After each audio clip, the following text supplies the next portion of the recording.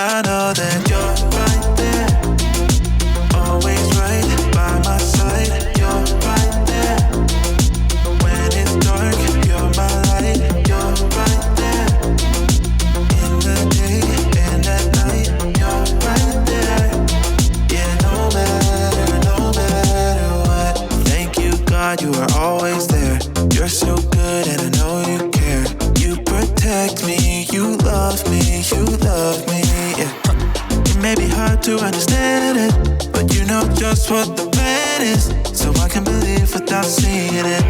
Oh, that you're right there, always right by my side. You're right there, when it's dark, you're my light. You're right there, in the day and at night. You're right there, yeah, no matter what. When I'm lost, you show the way.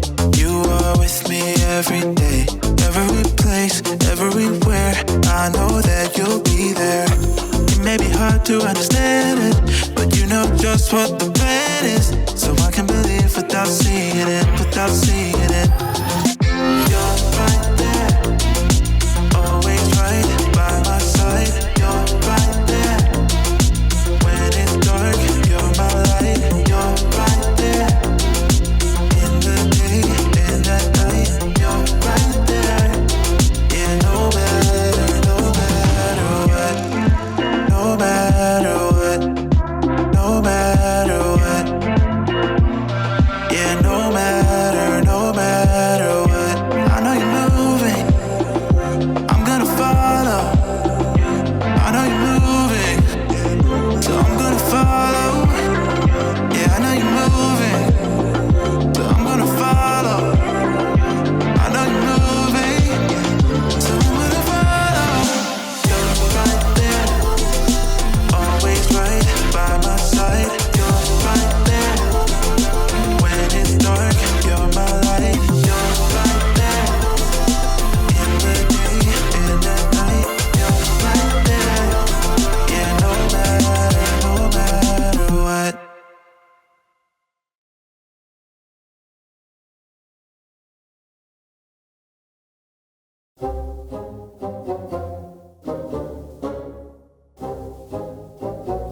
Welcome to Story Lab. This week, we're taking a look at the story of someone brave enough to protect two guys on the run. Hey, Skylar, where are you?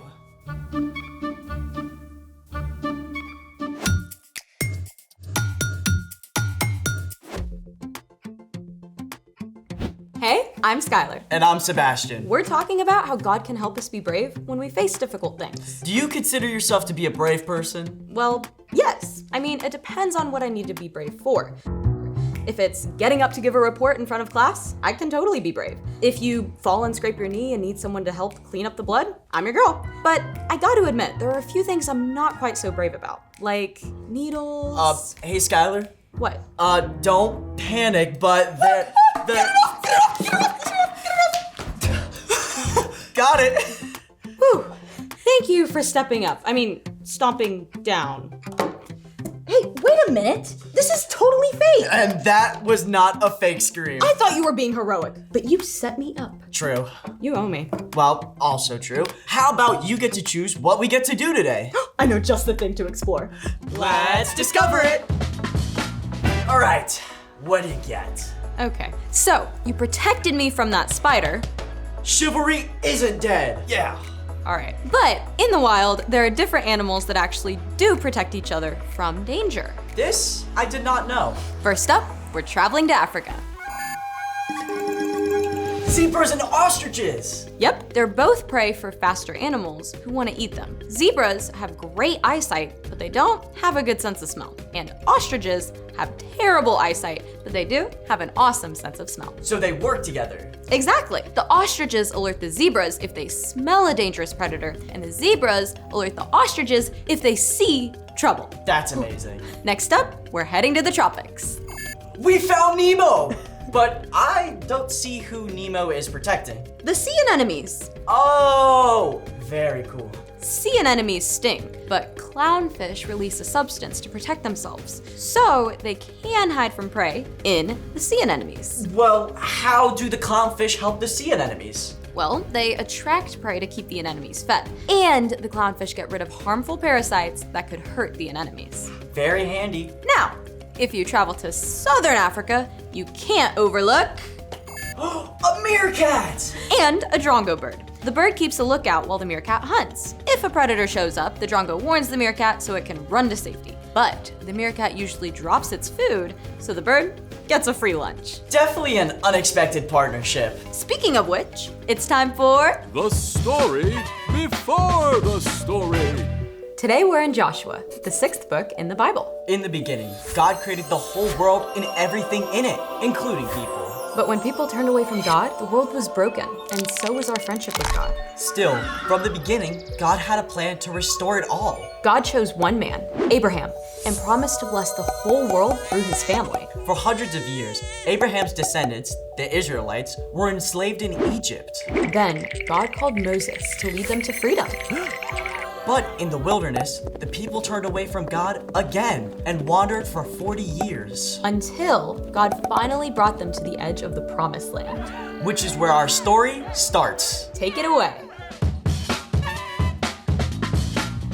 Hey everyone, I'm Colin. After 40 years camping out in the wilderness, God's people finally arrived at the Jordan River. When Moses died, God chose Joshua, who had shown great courage, to lead the Israelites. Joshua, I want you and all these people to go across the Jordan River. I will give you every place you walk on. Be strong and very brave. But this new land was not empty. A walled city called Jericho stood on the other side of the river, and the people who lived there worshipped false gods. Joshua knew that he must be wise as well as brave. Go and look over the land. Check out Jericho. We've got this. On it. So the spies snuck across the river and entered Jericho. A woman named Rahab offered them a place to stay. Now, the people of Jericho already knew about the Israelites, how their God had led them through the Red Sea and helped them defeat their enemies. So when word reached the king of Jericho that Israelite spies were in the city, he panicked. By order of the king, bring out those men who've come to your house. It's true that the men came here, but I didn't know who they were. They left at sunset. Rahab claimed the men were gone, but actually she had hidden them. See, Rahab's home was built into the city wall. Knowing the men were in danger, she had taken them up to the flat roof and piled flax to hide them. No one will find you here. Don't move until I return. Rahab even sent the king's messengers on a wild goose chase. I don't know which way they went. Go after them quickly. You might catch up with them. Now, did Rahab just tell a lie? Yup. But she did it to save the lives of the spies who would have been killed otherwise. The king's men believed Rahab. They quickly left the city to hunt for the spies. Rahab went up to the roof to talk with the two men she had hidden. Are they gone? They think they're chasing you back to the Jordan. Thank you. Look, I know the Lord has given you this land. We've heard the stories of what your God has done, and we're all afraid of you. The Lord your God rules heaven and earth. You're not an Israelite, but you speak truth. Just promise that you'll be kind to me and my family. Don't let us be killed. You're saving our lives, so we'll save yours when the Lord gives us this land. The city gates were shut for the night, so there was no way for the spies to get out of town, except through the wall itself. I'll lower you out the window, then go hide in the hills for 3 days until the king's men return. After that, you can go home. Just one more thing. When all the Israelites together enter this land, you must tie a bright red rope in the window. Then bring your whole family into the house and stay here. If you don't tell anyone what we're doing, we promise you'll be safe. I'll do exactly what you say.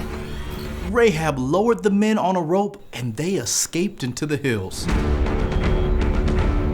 At the end of 3 days, the king's men returned to Jericho and the spies made their way back across the Jordan.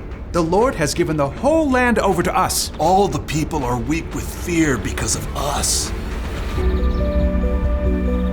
You may may have heard how the rest of the story goes. The Israelites crossed the Jordan River, and God gave Joshua instructions for the army to march around the city for 7 days in a row. On the 7th day, they marched around the city 7 times and then shouted out together, and the walls of Jericho crumbled down. The Israelites were able to walk right in and capture the city. But the spies went immediately to Rahab's home and rescued Rahab and her family, just as they had promised. Because of Rahab's courage, she and her whole family were saved. The end. Wow. Rahab was seriously brave. I wonder how she knew to trust the one true God. We don't know how that came about. But after this, Rahab became part of God's family. In fact, she was the great-great-grandmother of King David, and she's even mentioned in the book of Matthew as part of the family line of Jesus. That's pretty cool. So, what's our part in the story? Rahab took a huge risk when she helped the spies. But even though she was not an Israelite, she chose to trust the one true God and showed incredible courage. She trusted God, and God helped her be brave enough to do something really hard. That's right. Courage often looks like standing up for someone else. Like if you're with a group of kids and they start making fun of someone, you could be brave and you could say something kind or nice about that person. Or choosing to welcome the new kid while everyone else hangs back. Sometimes showing courage means trying something new or different, like playing games with the residents at a retirement home. Or serving meals to people who don't have homes. When you need courage, ask God. God can help you be brave and show love to someone who needs your help. When you do that, others can see God at work in and through you. I think you've got it. See you next time. Bye. So here's the thing. God can give you courage to help someone in need. Someone at school. Or home. Or in your neighborhood. You just never know who might need you to be brave for them. Like? Yeah. Hey, they're friends. The humming frog gets its food by eating the tarantula's leftovers. And the frog protects the tarantula by eating the ants that would destroy its eggs. I think I'd be okay with the destruction of tarantula eggs. Well, thanks for joining us in the Story Lab. See you next time. Hey, Sebastian. That was really funny. I know.